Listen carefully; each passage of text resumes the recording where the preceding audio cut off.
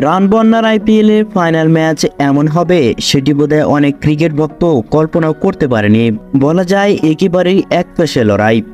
যে সানরাইজ হায়দ্রাবাদ এই মরশুমের লিগ পর্বে রান তুলেছিল 266, 277, এমনকি 287 করে।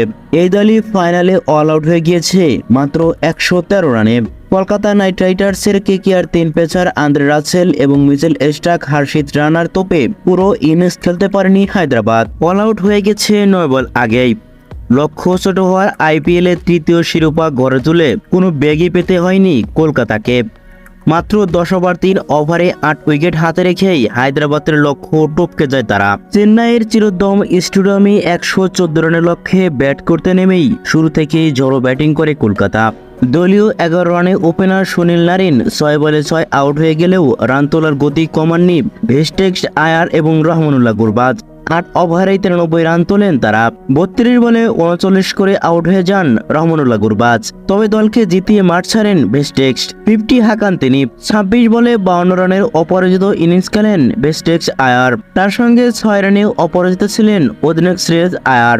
এর আগে টসে জিতে ব্যাট করতে নেমেই একেবারে অপ্রত্যাশিত পরিস্থিতিতে পড়ে হায়দ্রাবাদ।